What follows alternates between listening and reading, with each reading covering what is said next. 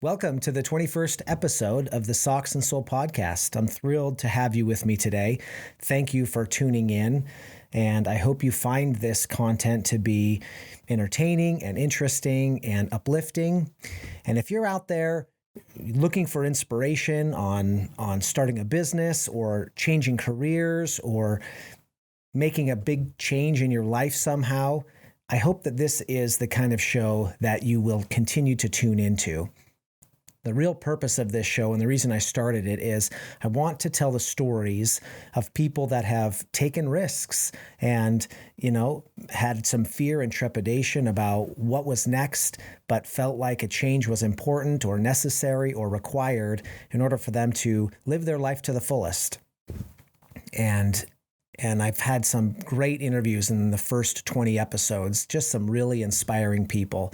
It has been a really exciting journey for me to sit down and interview people that have been able to overcome, their fear and try something new and different and make their lives better. If you have the opportunity to go do a review on Apple Podcasts or go to my Facebook page, which is Socks and Soul Podcast, and do a review there, it would mean a lot to me. I'm working on growing the channel so we can reach and inspire as many people as possible. These are great stories that are able to teach us how we can do our best and become our best people. Okay. Enough blabbing on about that. I'm excited about today's interview. Alissa and Josiah Roloff, they own a digital forensics company in Spokane, Washington, here where I live. And they are a relatively young couple. They have 4 children. They both work in the business. And they work in an industry that is pretty small and a little bit obscure, where they study the digital files and present them in court cases. They do them for the Department of Defense and for other clients. And they've got a great story about how they came to be, and they talk about putting all their chips in to be successful with this business. Alissa, especially, she found her passion not in the business world, but she found it in the kind of the nonprofit world. And she got a degree in political science, and she worked, in lobbying and efforts to help other people, and was concerned about joining this business with her husband because she found a lot of fulfillment not working in the private sector. They have a great story about coming together and making this life for them and their kids that is really working in harmony with their desires as individuals and as families, with their careers and as parents and partners and as a married couple. It's a great interview, and it's a great story about compromise and working as a team to make everything better in your life. That being said, let's get into it. Welcome to the Socks and Soul podcast. I'm your host, Kelly Ditto. Let's go.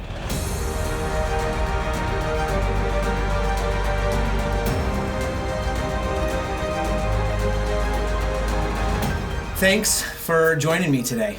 I'm really excited to have you in studio to talk about your story. Thanks for having us. Yeah, our pleasure. Fun. I met you guys a couple of, 3 years ago or so. You guys had your office downtown. I guess you're still downtown Spokane, but you have since moved up from ground floor to third or fourth floor? Sixth floor. The okay. penthouse. The penthouse, yes. Even better. Very good. And you have your business is called Roloff Digital Forensics. Digital Forensics. Okay. Describes exactly what we do. Yes. And yes. who does it? At least one person who does it. Tell us about what that is, because that's not your common business that people have heard about. So what are digital forensics, and how do you do it? Yeah, digital forensics, it's really a very broad term that can describe a number of things. But essentially what we focus on is we focus on the intersection between legal and technology. And so typically we are hired when there is some sort of potential litigation or some sort of litigation is actually ongoing, and there's some sort of technology that needs to be investigated. Okay. So we work on every kind of criminal case type you could ever think of, homicide being the number one case type we work on. But we also work on kind of every civil matter you could think of. So, you have former business owners who sue each other, who separate, or you have a business who sues a former employee who leaves with trade secrets, things like that. So we investigate computers, cell phones, data that comes from cloud storage providers like Apple and Google. So we do those sorts of investigations, again, typically in that criminal and civil arena. So you receive hard drives or cell phones or records, and your company just goes through it and looks for evidence, essentially, of whatever the case is being made. Yeah, we look for evidence. We do it in a defensible manner. Mm-hmm. So we do it in a forensic manner, which is it's a repeatable process. Okay. That if where there's some sort of scrutiny on what it is that we are finding, an opposing side could hire someone to do the same work, and their outcome should be the same. Okay. Their conclusion should be the same or very similar. Yeah. Assuming that we did our job correctly. Yeah. So have you been in this industry then for a long time, Josiah? Yes. Yeah. Since 2003. Okay. So was your degree in something? It must be computer science or something then. No, so interestingly enough, I had not finished my degree at the time. Okay. So I had been working for a big corporation and going to school at the time for network engineering. And I was looking for something in the field of computer science that would be interesting, that wouldn't just be like an administrative position sitting behind a desk fixing, tickets that for somebody's desktop computer. That Josiah, why isn't my printer working? Exactly. Yeah. That didn't excite you? It did for a little bit. So I was doing research on kind of the security field and what was new, what was what kind of niche areas I might be interested in. Mm-hmm. And I came across, at the time it was called computer forensics, because all of the work was done on computers versus smartphones like we have today. Right. And I found a small company here in Spokane that had just started, fairly recently had started up. And it was a former federal agent who had retired and then started his own business. Mm-hmm. And so I approached them about an internship.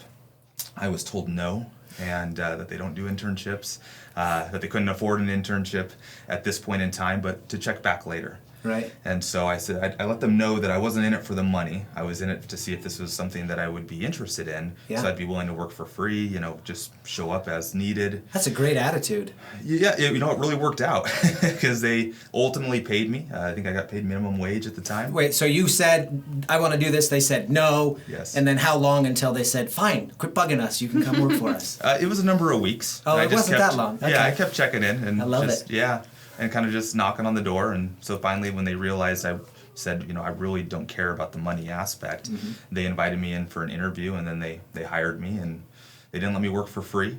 So they did pay me. It was nice of them. It was, I was like, this is icing on top of the cake there. So how long had you been working in the field then before you started that paid internship, essentially? So I hadn't been working in the field of computer forensics or digital forensics at all until that. Okay. I was working in information technology. So you were just doing the network stuff. Yep, and school. I was mm-hmm. going to school.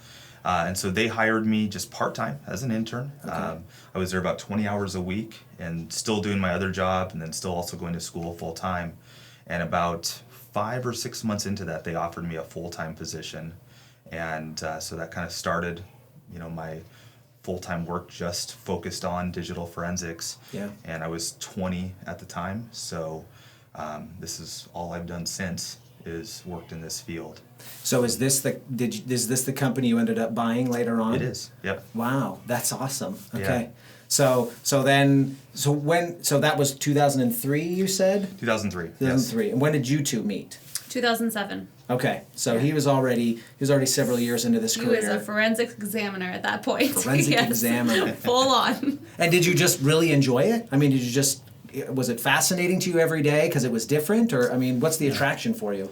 So the attraction, I would say I don't always fit. I've never fit the stereotype for somebody who's a nerd and a geek. I played a lot of sports growing up, was captain of the basketball team. Nice. And so in my spare time, I had two hobbies really, kind of going through high school: sports and technology. And so this career allowed me to have kind of that nerd side and that curiosity side in technology really get to be expanded upon and worked on. I got to build computers, tear them apart, but more importantly, learn how everything resides in memory and how we can go about analyzing for artifacts to determine what someone's done on those devices. But I also got the human side. So we work with lawyers. Typically, we work with people who aren't very good with technology. It's becoming less that way. Or good with people. Just kidding, all my attorneys. Just kidding. This is a lawyer joke.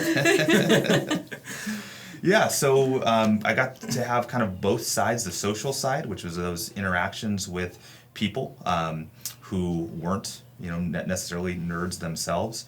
And I got to explain kind of the tech side to them and figure out ways to translate it so it made sense. And that's, to this day, the biggest issue I see in our field, and I think technology fields as a whole, is how do you get people who don't understand it to understand what the technology can do or how you can do something with the technology for them, even if they don't need to touch it themselves. And so we work very hard in our business on that translation piece. So basically what you're doing every day is explaining to my mom how her Fire TV works. Yes.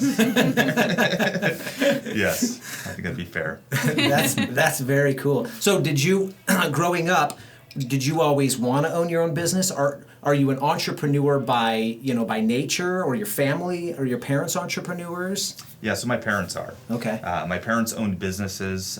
When I was growing up, I worked in those businesses with them. I think my parents got a lot of inexpensive labor from me and my siblings. But my dad was a farmer first, so I got to see kind of that side of, that was an entrepreneurial spirit. Did you grow up on a farm then? I did, Okay. until about 8, when my parents' businesses started taking off. And so my parents owned a health food store in Eastern Washington, in Ritzville, Washington. And then they opened another one in Spokane, ran both, and my dad was still doing the farming as well.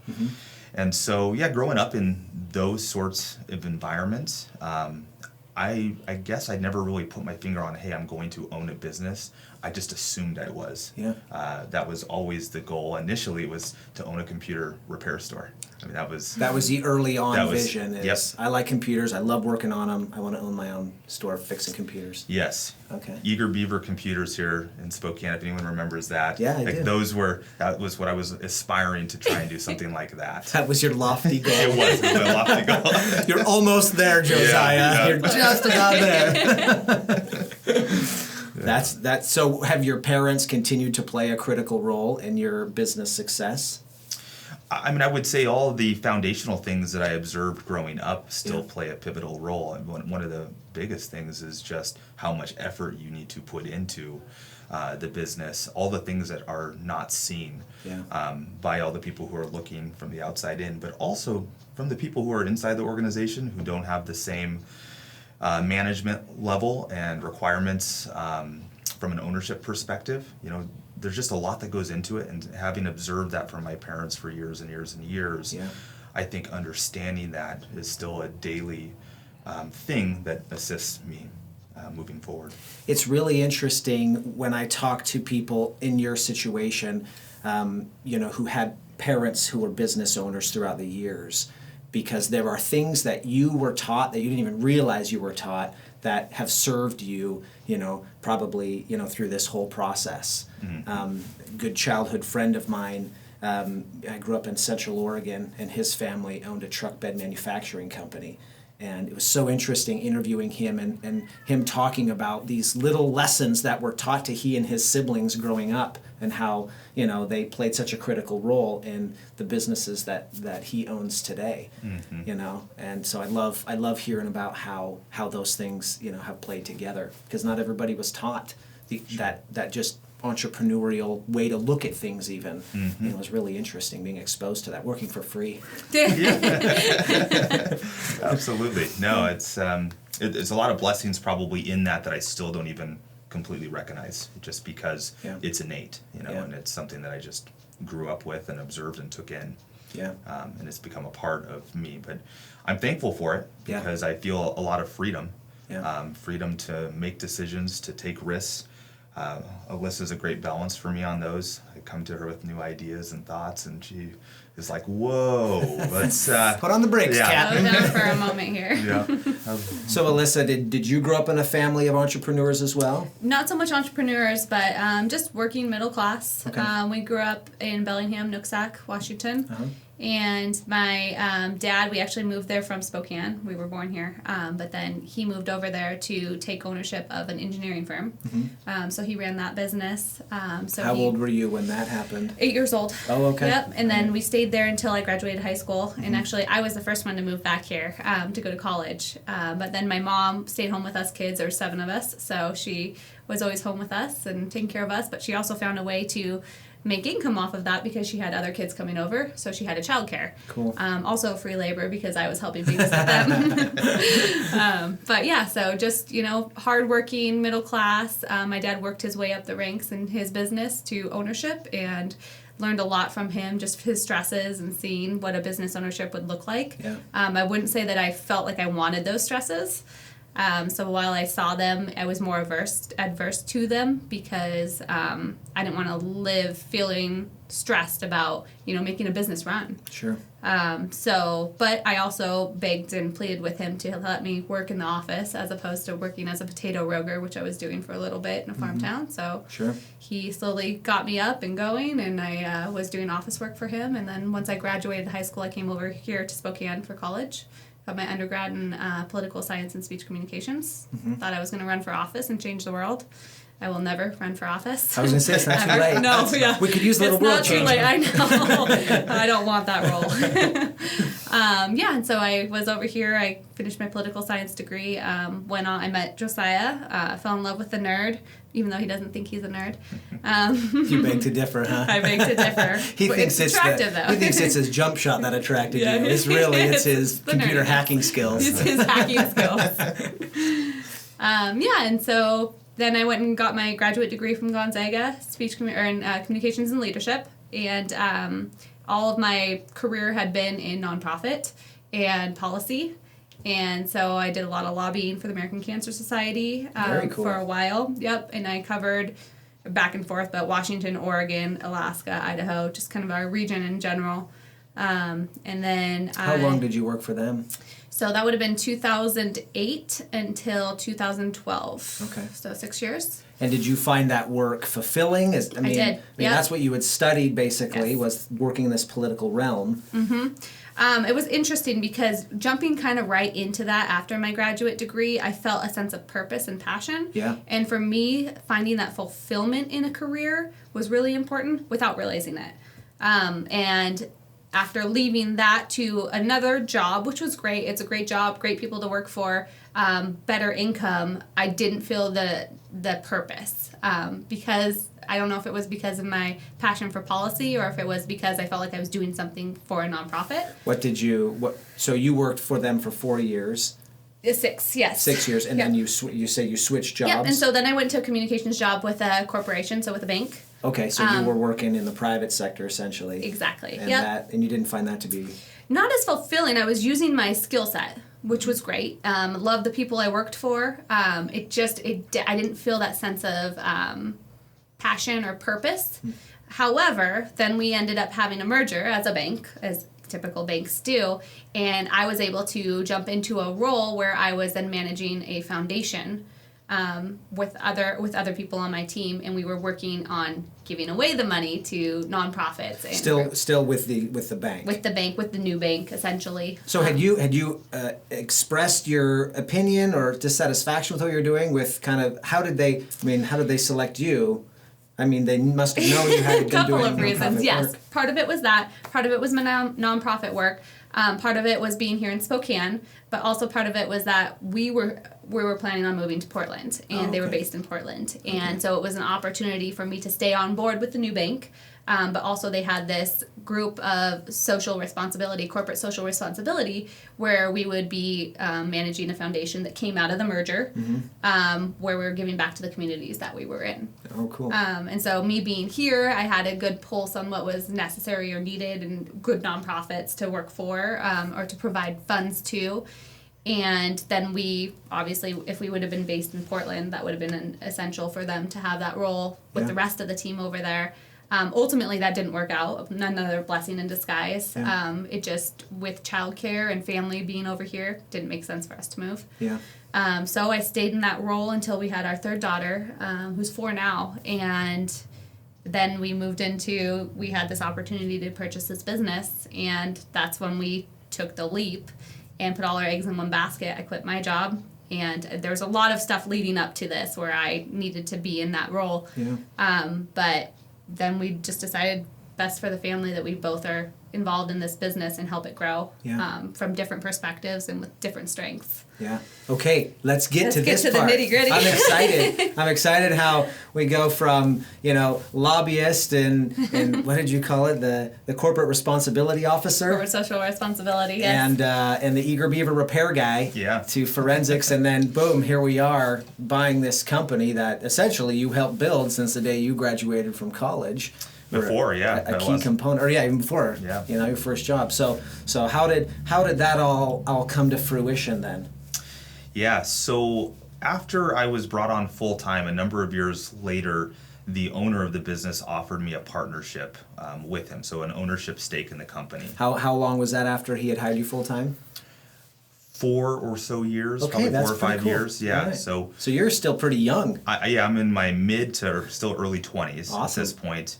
And so kind of this, this little golden carrot, kind of dangling out there. And I took it and kind of locked myself up into thinking that this is going to be my future, is that we're going to have a buyout plan that gets put into place that will allow me to, slowly take over full. So your understanding was I get a piece now, and then over a certain amount of years, eventually I buy him out completely. Correct. Okay. Yep. That's the plan. I have a feeling that's not what happened. It's not. Oh boy. No. So what you said your understanding was. Yes. What I have learned, and I've learned so many things from this, being a part of that company, being an owner, signing agreements, working in the legal industry. I have learned a lot over the years, and one of the biggest takeaways, which you hear so many people preach, is to plan your exit when you're creating the plan, period. And to make sure you have that in place when everybody's good and everybody's on great terms. I hear this, I hear this a lot. I have guys tell me all the time that the exit strategy is harder than the entrance strategy. Yes. And you don't think about that when you're just trying to figure out how to feed your kids or whatever, or what I want to do. But it's something that I hear on a very regular basis. And for good reason. I mean, this was the way that everything ended, kind of jumping ahead of ourselves here, but the way it ended, I mean, I could not more heavily, advise people that needs to be written out in stone at the beginning. Yeah. Because we didn't. We created the entrance to it with basically kind of a handshake of what the exit's going to look like, right, without the exit being defined whatsoever. Sure. And then the exit evolved as time continued. And each party's expectations of what that exit was supposed to look like appeared to keep going further and further away. Oh, man. And so it ended in 2017 with me finally saying enough is enough and I'm done. And so I'm going to leave the company and figure something else out. So you had bought into this thing, and for more than a decade, it sounds like. Yeah. The partnership wasn't going very well. It went fine until we finally got to the point where I started saying, I need this in writing, what the exit's going to look like. Yeah. That's when it started really going south. Okay. And at that point in time, I was running the company. Sure. I was the president of the company. Yeah. But there were a lot of changes that I needed to be able to make the company what I thought was possible for it. Mm-hmm. And again, we were on 2 different pages, and I only had so much say at the end of the day. Yeah. And so, so it became very frustrating, and ended in a way that I hope no one has to go through as far as business partnerships and partners go. Yeah.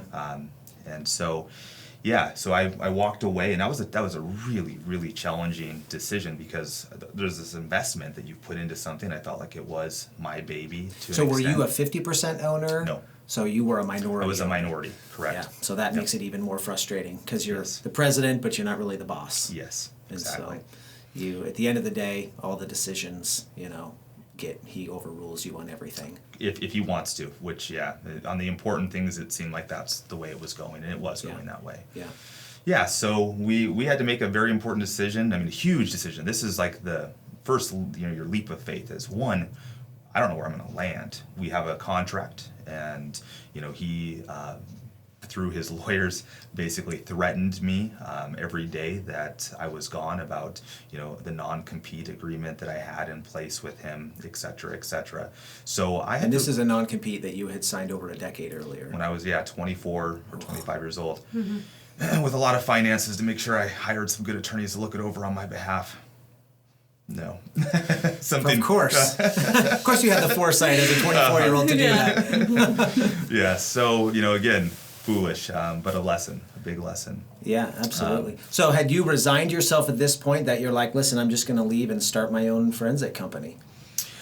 I had, I'd also looked at all the other industries that use digital forensics that we had not as a company worked in. And I reached out to a lot of those contacts and set into motion potential careers, jobs that I could have lined up with them if I was stopped from running my own digital forensics firm, because it's a relationship-based career and industry. So, of course, the day I left, my cell phone was blowing up with people saying, I hear you're no longer working in digital forensics. I said, well, that's not quite correct. And kind of have to, explain some things and let them know that they can keep working with that company. Here's my plan going forward. And I learned later that the company ended up having its worst month in well over a decade that month, as people kind of backed away from them, pulled retainers, and said, we're going to go a different route. Yeah. So, they're probably in panic mode at this point in time to an extent, and also in big litigation or amping up for potential litigation, against me for leaving and potentially taking clients with me if I chose to take that work on. Yeah. And so, my goal was to have a couple of different options. If I couldn't do my own business in the industry and with the clients I'd already been working with for so long, then I'm going to go somewhere else and work in digital forensics in an area that we've never worked in before. So I didn't want to do that, though. I didn't want to work for someone else. And so that was where I really didn't want that route to be what was necessary. And at this point, we're relying on Alissa and her, her career as like, okay, well, maybe I can't make an income for a period of time, and we're just gonna have to rely on you. I did have the health care, so that was true. helpful. That's a big one. Yeah, for a family, for sure. Yeah, especially with all the kids and and everything when they're young like that. So tell me about the leap of faith part of this. You both have used that term. What was the leap of faith, and how did you prepare, and how did you make it, and what did it look like? Your turn. I'll start it off, but you were in the trenches of it. So basically, after we decided that he was going to be done there, I was going to continue on with my role at the bank, and we had a newborn at home and 2 older kids, and so we just did our best to rally our family. So my mom was helping take care of the kids while he was trying to work from home, just whatever he could get his hands on. So at this point, you're basically doing just side work, whatever you can get your hands on? Side work and kind of an interesting, thinking, working through what's next. Okay. But side work as it came in. And I got a lot of opportunities at that during this month to go do presentations. Okay. So I took those and did a bunch of presentations talking about digital forensics, but something that was not, prohibited in my non-compete agreement. Sure. So tried to keep it as safe as possible as we tried to figure out what was going to happen. And our goal with my former partner is that we would enter into some sort of mediation. Because we had a lot of ties to separate. We had buildings that we owned, property that we owned, and those were jointly owned, 50-50. And so we had to unravel all that. And at this point in time, my former partner did not seem like he wanted to discuss any of that and kind of just leave things out there as long as possible and kind of drag this on. And so we had a lot going on in a lot of different directions, but the ultimate understanding is I could not go back to working with this person ever again. So that bridge was torched and had washed down, whatever. I'm curious how you felt as a father and as a husband and obviously your wife was successful in her career, and so that was great. But how are you feeling during this time? I mean, what was this challenging for you emotionally and as a husband and father? Like, what did that feel like for you? Yeah, it was extremely emotional. I mean, it's something that kept me up every night very late, and then I would wake up throughout the night and get up and start working on problems that I knew needed to be fixed and ideas. It was very, very stressful. Having been able to provide very well, even for this short period of time, with the uncertainty of how I'm going to be able to provide, but knowing that it's going to be okay. I knew it was going to be okay at the end of the day. How did you know it was going to be okay? Because I had faith in what we could do. Yeah. I didn't know how soon it would be okay. I knew it would be okay eventually. Yeah. That was not being able to take care of my family in the financial way that I was used to was unsettling. What was he like during that time? He was very stressed. So I think that that's a lot of why we rallied family around during that time, is I had to go be at the office. He had to be home, but he couldn't be watching over 3 kids. He's trying to think through, like, what can I be doing? He's getting job offers, but when you just don't feel right, you don't feel right. It's not the right opportunity. I know there's more to this. I have a ton of faith in him. He's incredibly intelligent and he's very good at what he does. So I never really stressed about what was going to happen. Mm-hmm. I always knew, as a partner, as the father of the girls, like, it was going to be okay. But I tried to reiterate that to him, but when you're in a role position where, like, he felt probably everything was on his shoulders, so trying to relieve as much of that tension as possible was, I think, my role in all of that, and just be like, okay, well, we're okay financially for the time being. Let's take this month and think of it a little bit as a break, take the stresses off and rethink things, because it is a high-stress job, and he was in a high-stress role before that, leading up to that. So it was kind of nice to see him kind of step out of that, do a lot of working out. And a lot of working out. Yeah, just focus on himself more than I think he had in the past. Yeah. So my role was really just supporting that however I could, just knowing, like, he's not going to just be done. He's not the type to You were like, great, no I was going to motivation. spend the Okay, next here we 10 years go. playing Halo in the basement. Yep. I picked wrong. No, that would be terrible. No, but yeah, I just, so much faith in him and his intelligence, and I told them this, and I told it during that time, but even after, I know that things will always be all right because of his motivation and his intellect and his connections. He knows what he's doing. So, yeah. But you didn't want to go work for someone else. You were still in this avenue of, I'm going to have my own business, and I'm going to make this thing work. If anything, I even more was concrete in that belief. Yeah. Even, having kind of that thought that you are an owner in a company, but realizing you at the end of the day aren't the ultimate decision maker. Right. You share a profit, but not a decision. Right. Or you share decision making powers, as long as I agree with everything you're deciding. As long as you never disagree, right. It's great. So, that even more was like, I'm not going back to working for someone. I will if I have to. Sure. But I did not want to. And so I also didn't want to go back to that company for any shape or form to include buying out that partner anymore. I was done with all of that. Right. I wanted nothing to do with him, anything that he had touched, and I thought I could build it from the ground up better than ever before. Yeah. So that's where I was at. We had the legal back and forth happening. And just out of curiosity, yeah. What kind of a financial hit did this have on your family? I mean, we had savings in place, so not anything drastic whatsoever, because it only lasted a month, and we definitely had saved a lot more than a month's worth of That's good. resources. Yes, Of course. Mm-hmm. And of course, Alyssa's still working too. Right.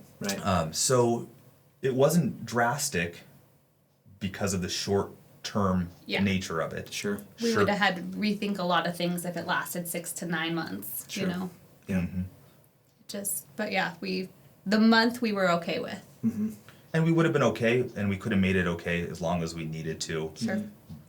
We would have made it work. But it was nice. It was only 30 days. Mm-hmm. Yeah. The uncertainty piece of it all. So how did it all resolve then? So this is that leap. Okay. Well, the next one, right? This is the next one, I suppose. Yeah. So long fall. We end up going through mediation, which was ultimately my goal. And we had a mediator here in town who was a former judge, a retired judge. And my attorney and I were in one room, and my former partner and his wife were in another room. And I'm just going to interject really quickly. This is a very big, important day. I go into the office and I forget my cell phone because he's planning on calling me in between to just like to talk through. Yeah, exactly. Like what they're talking about. Are we wanting to do this as a family? That sort of thing. And so I don't have a cell phone with me, but I did have a work phone. So that just really was the icing on the cake for that day. Yes, and my attorney's from out of town. She's flying in from Portland, and so there's a lot going on, and of course the mediation itself. And my goal is this needs to be done today. Yeah. Whatever it is, it needs to absolutely be done. And I wasn't sure it could be based on how far away we were with each other. But my goal is to have all ties with him severed that day. Yeah. And I did not want to buy the company, so that was off the table. Mm-hmm. When you say that, you didn't want to buy out the remainder of the shares. Correct. From him. Based on what he had postured for kind of the value that he was expecting from it. Because you thought it was overvalued the way he was doing. Is that why? Yes. Okay. And I knew I was going to have to buy myself essentially to a piece of myself when buying him out. Mm-hmm. But yes, in my mind it was so overvalued because I brought the primary value to it. Right. So it was very tough to chew like, this on. Is a ripoff. I do all the work, and then I have to pay you for my work. Yes, to some extent. And I knew there was value in what he had started, what I was able to join, what I had learned. But there's a tipping point where I am offering so much more value for so many years, and it hasn't been compensated. Yeah. That either you take that, and you take that as your compensation for pieces of this buyout, or if you're not doing that, you can't expect at the end that you're going to get this huge chunk on top of that decade plus of value that you've received and compensation. So my thought was there's no way we're coming to terms on that, and I also didn't want to. At that point I was set on I want to start something from scratch. You're like, I just want out of this. Yep. Whatever it takes, whatever it costs, I just need out. Yep. Because I need to move on with my life. Yes. Cool. Okay. So what happened? So, he apparently wanted to be done with the business even more than I ever realized. Because he, through his attorney and the mediator and the way that the mediator was kind of able to move things around, ultimately made me an offer that I really couldn't refuse. Mm-hmm. It was too good, too cheap. He takes essentially the properties. He takes essentially outstanding accounts receivables, and I pay him a chunk of change that was, in my opinion, for what the value of the company was and what I could do with it, was extremely minimal. Cool. And so we took it. I did not expect that to be the conclusion. Mm-hmm. And then we separated ways at the end of that day. I didn't see him. You and I went over to Seattle with the kids for the weekend. That's right, yeah, that was that weekend. Got to talk kind of through all of that and what it meant. And that following Monday, I was back in our old office and having some conversations with employees about what was happening and what was going to happen. The employees know? They partially knew. Yeah. I mean, they knew you hadn't been there for a month. Right. So they had heard whatever he'd been telling them. Yes. And I imagine that wasn't great. Whatever he was telling them to tell clients. Yes. Oh, man. Holy cow. Yeah, so How many employees did you guys have at that point? Oh, man, what did we have? 7, 8? Okay. Something like that, So it's a small, tight-knit group there. Yeah. Yep, and there were certain people I wasn't sure I wanted to keep around. Mm-hmm. So really having some decisions that we had to make on how do we help people find better positions for themselves if they are not the people that I want going forward. Yeah.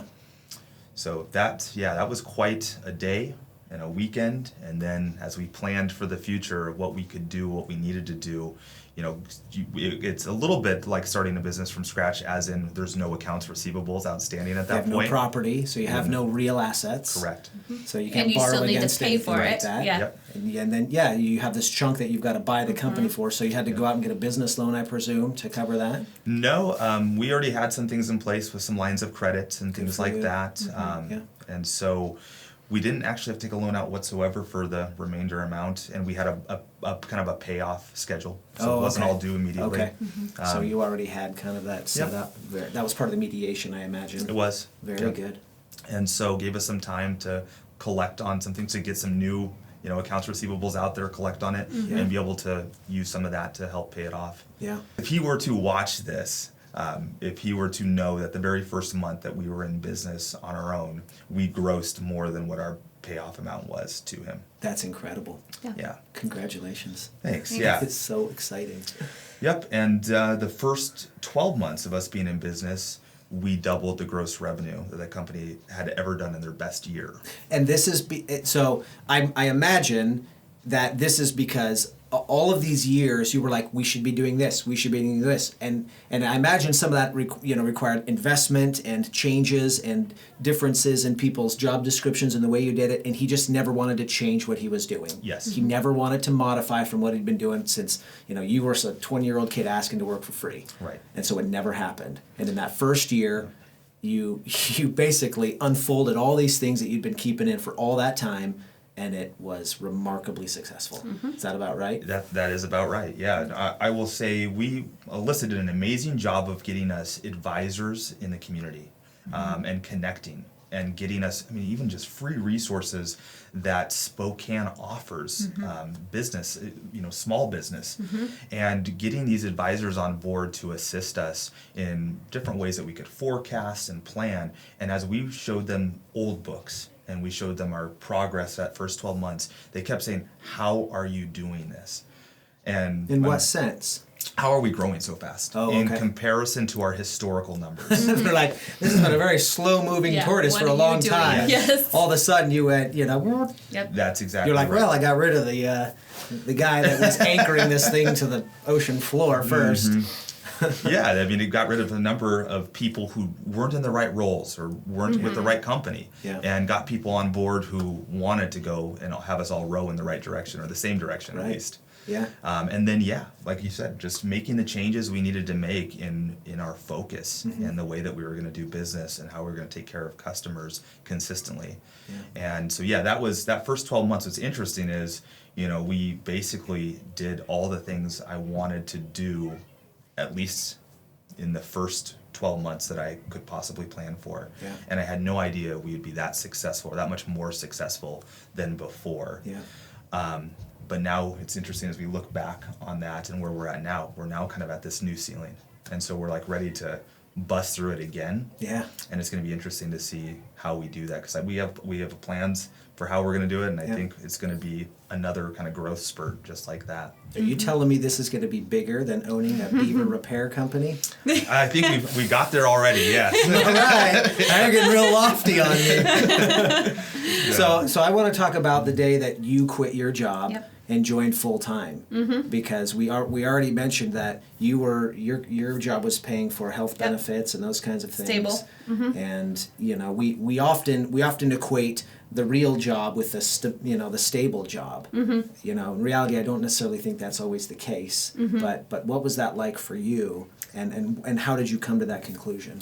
Yeah, so we were going back and forth on that phone call that day through mediation. Ultimately, when the decision was made that we would buy out the company, we took that trip to Seattle. I even forgot about that because it was spent just unraveling and talking through everything that we didn't plan on doing. Yeah. Like, we did not go in there planning on buying this business. So I wasn't prepared to talk about that. I talked before about how I love to have a sense of purpose and passion in what I'm doing, just to feel fulfilled. Otherwise, I would stay home with the family, because that's my biggest fulfillment, is being with my kids and my husband. And we ultimately decided, after having multiple conversations, like, my background is not in digital forensics. It is not in technology. Those are things that we compensate on.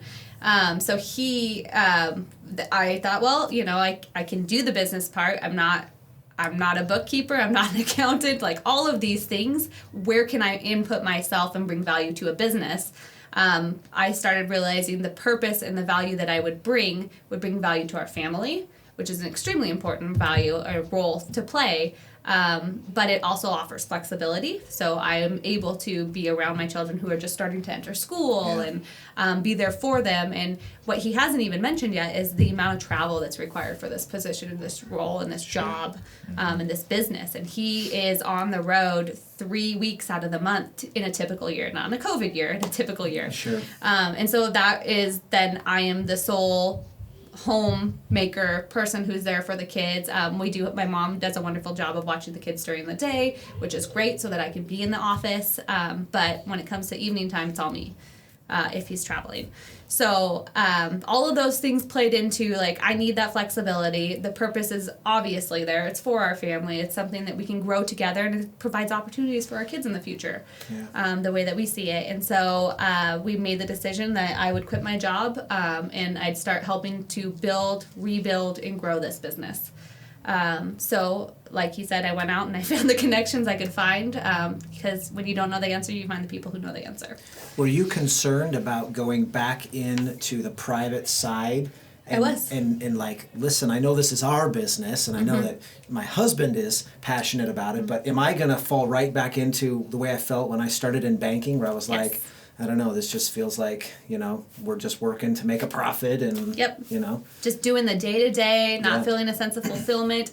On top of that, he's the face of the business. This is something he's been doing for how many years? Right. I come in as the wife. That was probably my primary concern going in, is how many of the employees, the clients, everyone else is going to be like, oh, he just hired his wife to come on in. And I never want to be that kind of person. I've never wanted to be that kind of person. I have my own background. I have my own education. I have my own skill set. Right. So I've really tried to, over the last 3.5 years, capitalize on that. And he's been extremely supportive, and not only like making sure that everyone knows that's not my role. I'm not coming in as wife to take over anything, but that I offer a unique experience and education and skill set, again, to all of these people and to growing this business.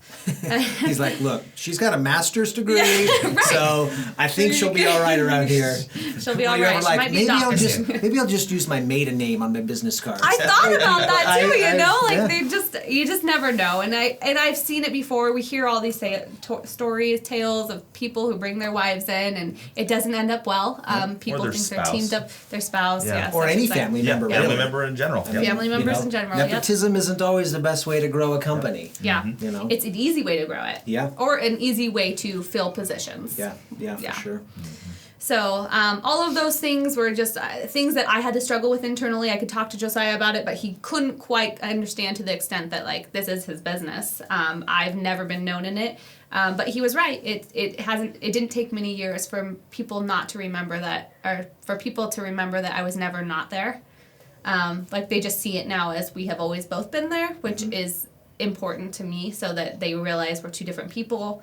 I'm not riding his coattails, but it's also really useful for our family to have. And it's a great indicator that you did it the right way, as well. That's. And it takes both of us to do that. Yeah, you integrate quickly, and you know each other's roles, and you fill them, great. I remember the first time I met you, you had, I think you had 2 or 3 of your kids in your office. I think you're right, yeah.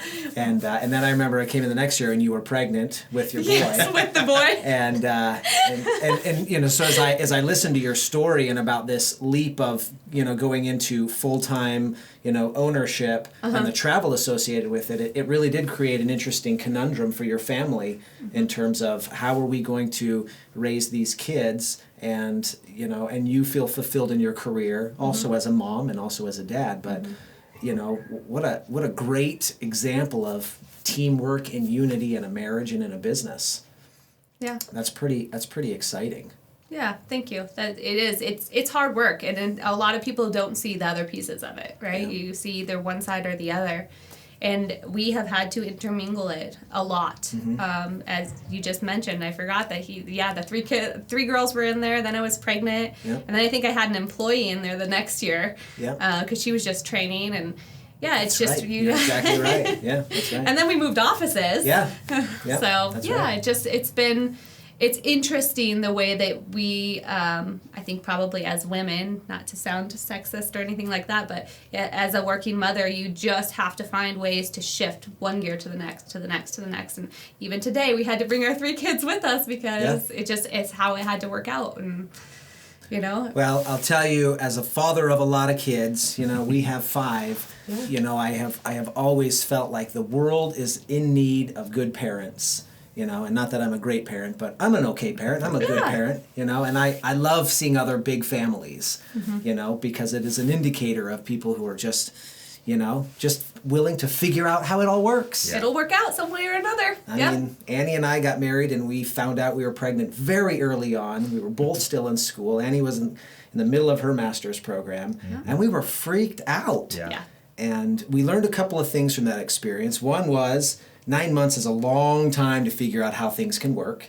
Number two is, God wants us to have kids, and, I'm talking about us specifically, not everybody. Sure. I'm just talking about me and, The royal us. Yes, just, I think families are central to God's plan for, but I also believe that for us, for us to have these kids and for you guys to have these kids, there's a way for it to all work together very well. For everybody to get taken care of, for you to feel successful in your professional careers, to be great parents, and and to have these great little ankle biters running around. Little ankle Absolutely. biters. I think. Go ahead. You first. I was just going to say, I think it's also a good example for them to see Absolutely. parents working Totally. and trying to maintain a home and, just make it all work and being flexible. They just have to learn that, with a lot of children comes a lot of different personalities, and they all kind of learn from each other and from their community, really. Yeah. And let's face it, you guys can use some free labor in the very near future. Right. Yes, I keep thinking about that and waiting for that day to come. Yeah.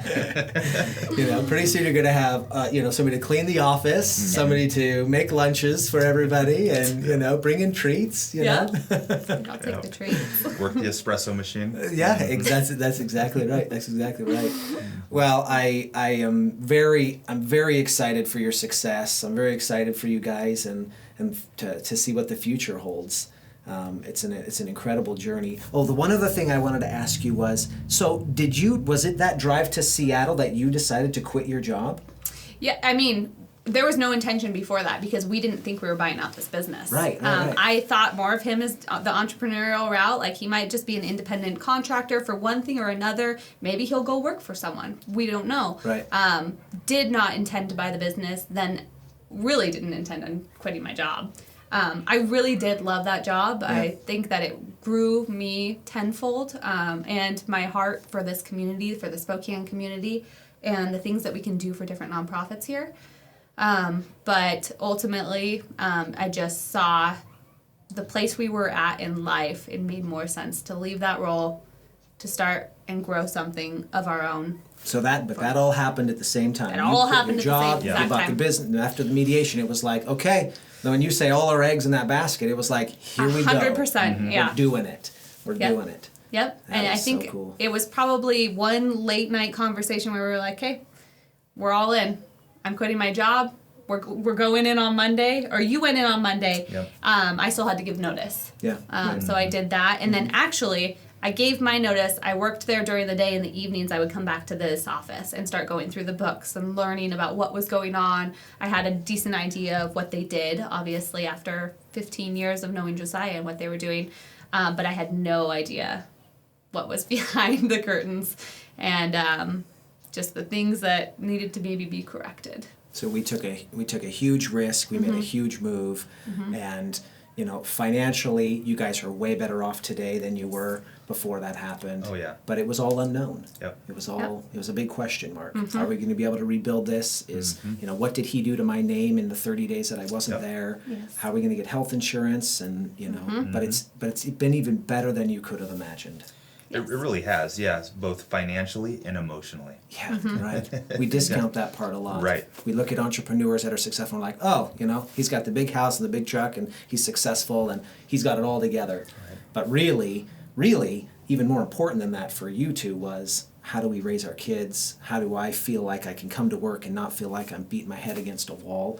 And how do you continue to find purpose in your passion? And you've done a really good job, it sounds like, of doing all those things. Thank you. It's still a work in progress. It is. It will always be a work in progress, Yeah. truly. It'll just be different challenges, both with family and at work. Yeah. So it'll be... Well, we'll have to circle the wagons in a couple of years, and Yeah. you've got 3 teenage daughters at the same time. Oh, We'll be more than a couple of years. yeah. They'll be driving us here. So I one of the things that I love, I'm really dorky in my excitement about it, are socks. I love great socks. My kids know me as, I said it years ago, and I'll never live it down, that if I were a rich guy, I would wear a new pair of socks every day. That would be my indulgence. I love putting on new pairs. So I got kind of Christmassy socks on today. But Love you it. guys have cool socks on. Yeah. What's the story here? We were prepared. Do you want to go first, or you want me to? So these are brand new socks. Yeah.